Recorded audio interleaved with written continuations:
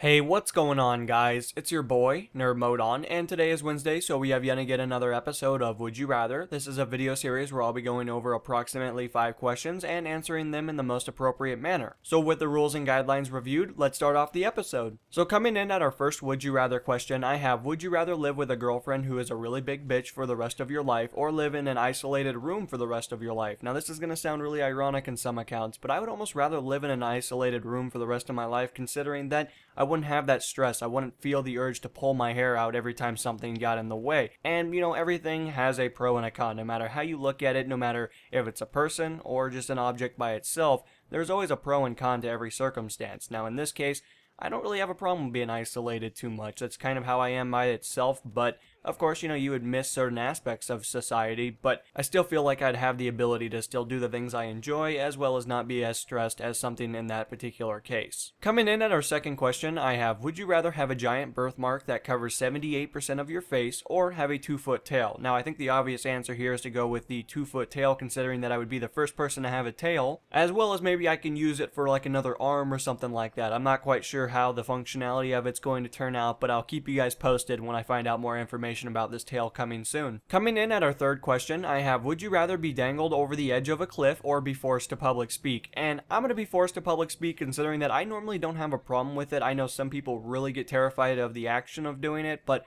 for me personally, I guess my mentality is that I don't really care what they think. As long as I'm educated on the matter, I usually am able to perform up to standards, and I don't really force myself into situations that I'm not accustomed to. So public speaking really isn't a big deal to me, and it never really has been. Coming in at our fourth question, I have, would you rather live in the past or live in the future? And I feel like the easy answer would be to live in the future for me personally, considering that technology is only going to get better, as well as the problems that we have in today's society can only get improved. However, of course, you're going to have some pros and cons. The things that we don't have problems with today will probably be problems with in the future, depending on how far you go into the future, as well as just other problems that come along with that. But I still feel like I would be interested to see what the future upholds. And finally, coming in at our fifth question, I have, would you rather never be able to touch anyone again or never be able to talk to anyone again? And I feel like never being able to talk to anyone again isn't really that bad of an option, considering that you have so many mediums that you could definitely use. So there's always going to be a way for you to communicate with other people, may that be by using text messages, emails, writing a personal letter, maybe even turning into Stephen Hawking and using his device.